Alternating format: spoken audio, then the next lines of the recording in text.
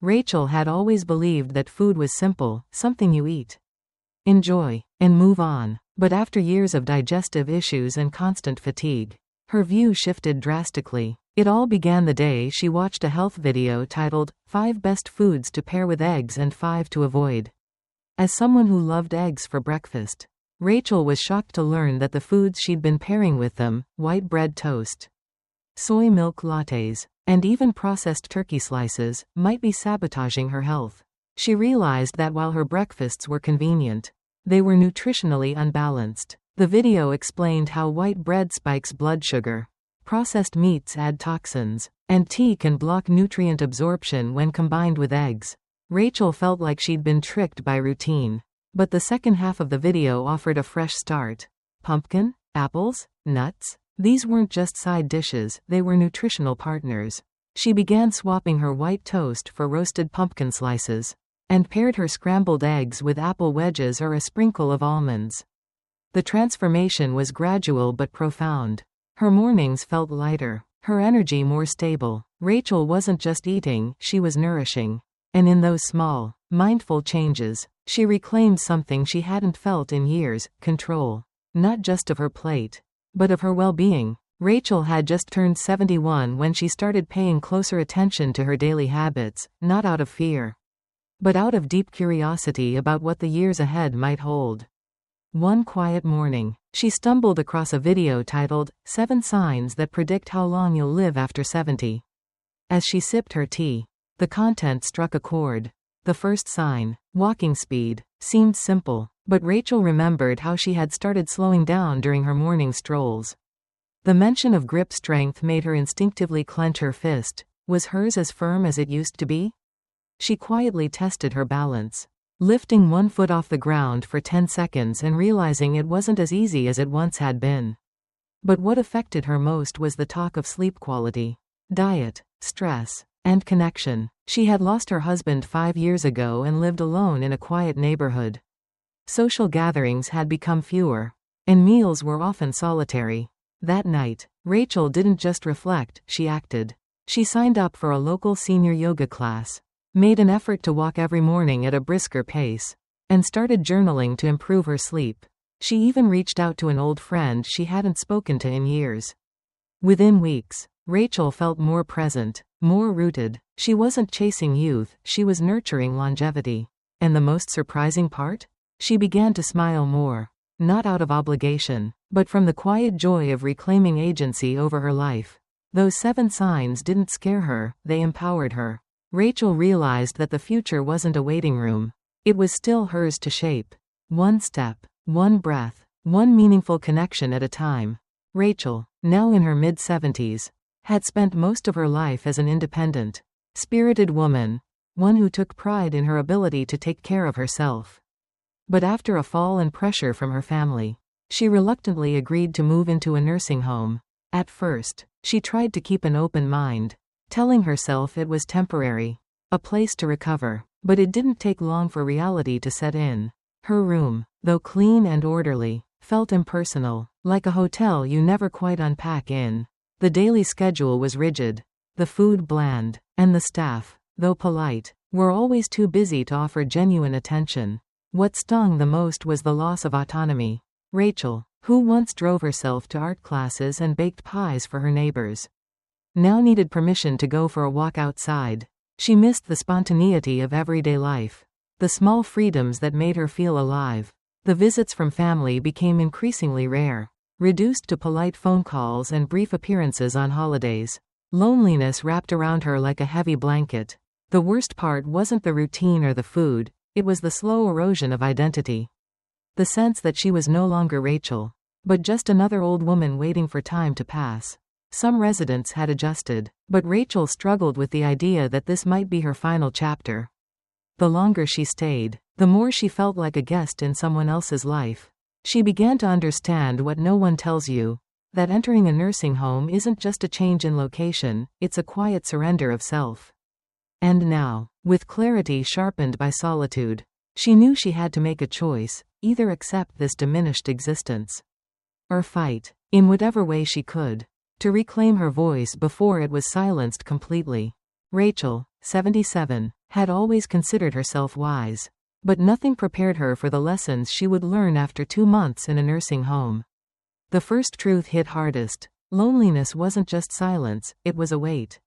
An ache that lingered in the corners of each long day. Surrounded by people, yet deeply alone, she realized that nothing compared to the presence of someone who truly cared.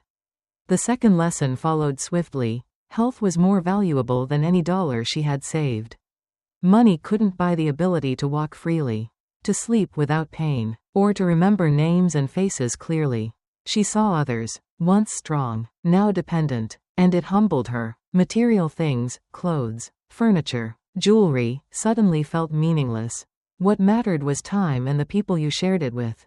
Independence, she learned, was a sacred gift. Even the smallest decisions, when to eat, when to rest, were no longer hers. And in that loss, she began to cherish what she once took for granted. But within that gray space of routine, Rachel found small joys. The way sunlight poured through her window in the morning.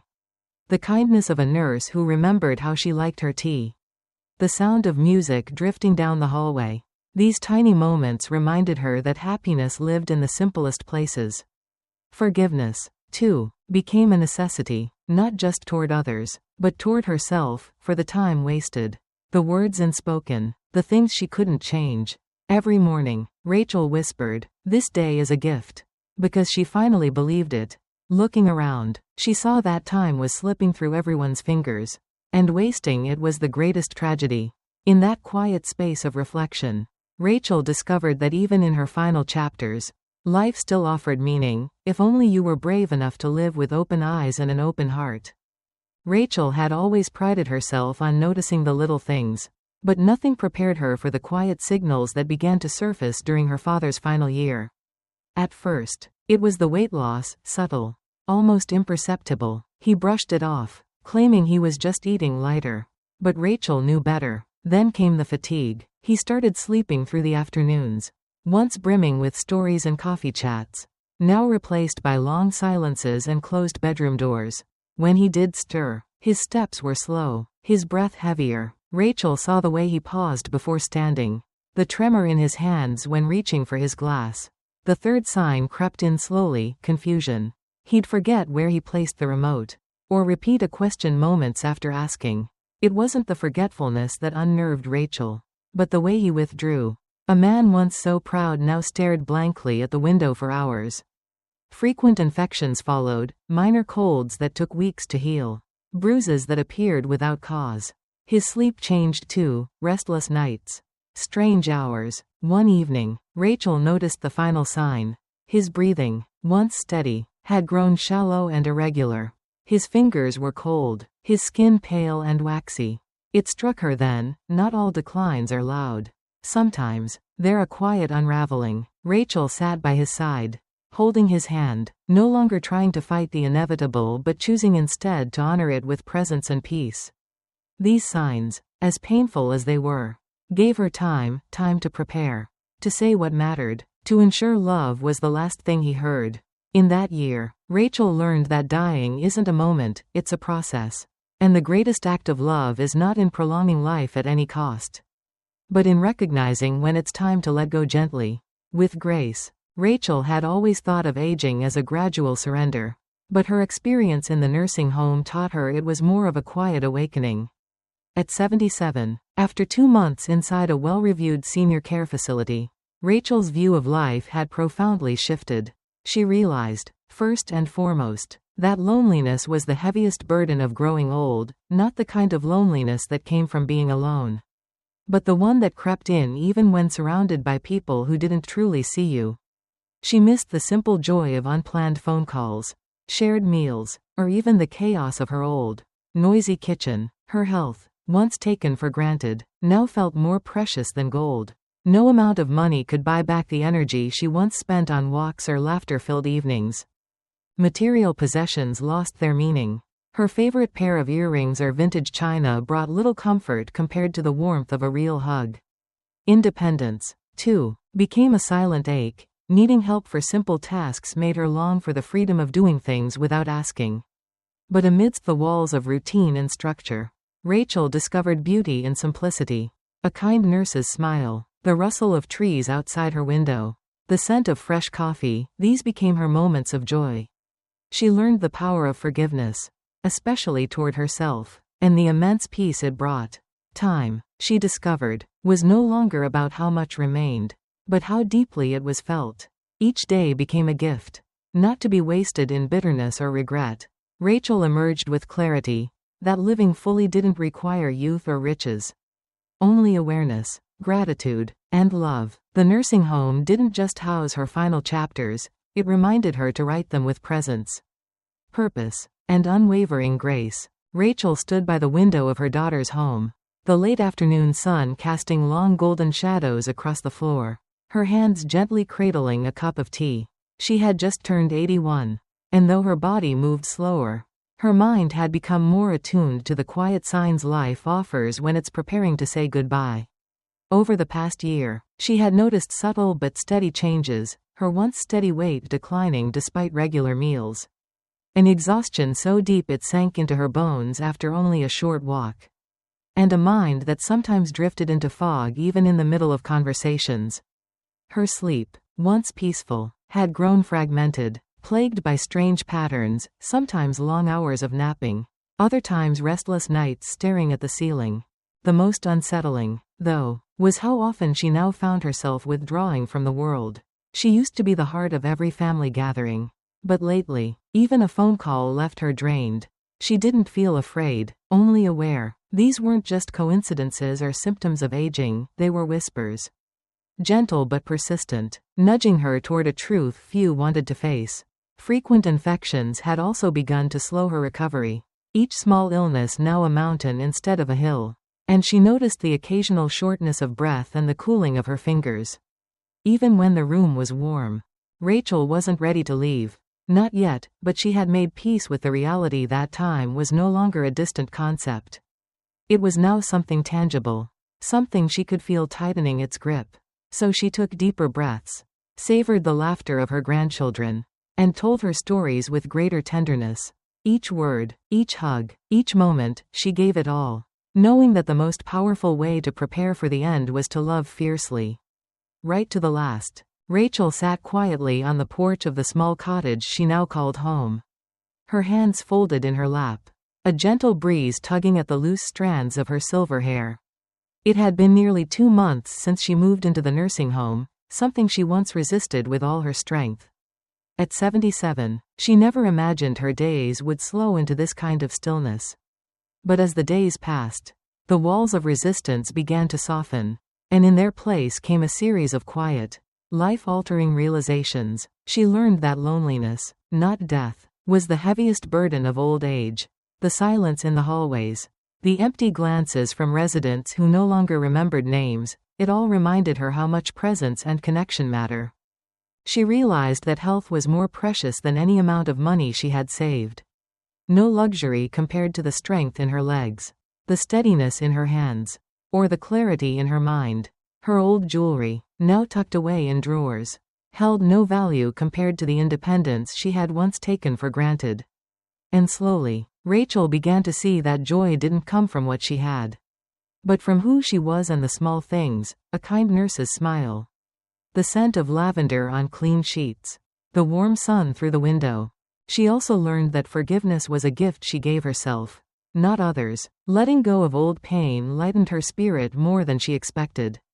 Most of all, she understood now that each day, no matter how slow, quiet, or seemingly ordinary, was a gift. The past could not be changed, and the future was not guaranteed. But the present, this moment, was hers, and for the first time in years, Rachel truly began to live, not just exist. Rachel had always been sensitive to the subtle changes in people, little cues, quiet shifts in energy, but nothing prepared her for the slow unraveling she began to witness in her father. Now 86 years old. Over the past year, things had changed. He had lost a noticeable amount of weight. Despite eating the same meals, his clothes hung looser, and his face had grown more hollow. What worried Rachel more was the fatigue in his eyes, the way he sat longer in his armchair without speaking, sometimes nodding off in the middle of a conversation. He no longer wanted to join their morning walks. something they used to cherish. Just tired, he would say. But the weariness in his bones felt deeper than exhaustion. He'd begun forgetting small things, names, dates, even Rachel's birthday, and sometimes she'd catch him staring blankly out the window as if he were searching for something already gone. Illness came more often and stayed longer. A cough that used to pass in days now lingered for weeks. Even his sleep had shifted, restless nights and frequent naps during the day. But what pierced Rachel the most was how his once steady breathing now seemed strained at times. Like he was climbing an invisible hill with each breath. It wasn't just physical decline. He became quieter, retreating inward, less present during family dinners. When Rachel held his hand, he would sometimes squeeze back with surprising strength. But mostly, he seemed to drift further away, emotionally and spiritually. A part of her knew what all of this meant, though she wasn't ready to say it out loud. These were signs, subtle warnings. As painful as it was, Rachel began to prepare her heart, not to let go too soon, but to love him more fiercely now, while she still could. Life, in its quiet wisdom, often teaches us that strength is not always loud, it's found in resilience, in grace during suffering, and in the quiet decisions we make when no one else is watching. As we age, we begin to understand the profound truth that happiness does not lie in material wealth or external validation, but in the simple, lasting presence of love, integrity, and inner peace. We learn that betrayal, loss, or injustice can break us only if we let them define us. True strength lies in how we rebuild, how we choose peace over bitterness, and dignity over revenge. The stories we've witnessed show that forgiveness is not weakness, but liberation, and sometimes, walking away, closing the door for good, is the most powerful act of self-respect. For older hearts, the most lasting legacy is not found in inheritance or accomplishments, but in how we made others feel, how we protected our peace, and how we honored our truth. Life becomes richer not by adding more to it, but by letting go of what weighs us down. In the end, freedom, clarity, and love, earned through pain and perseverance, are the quiet treasures of a life well lived.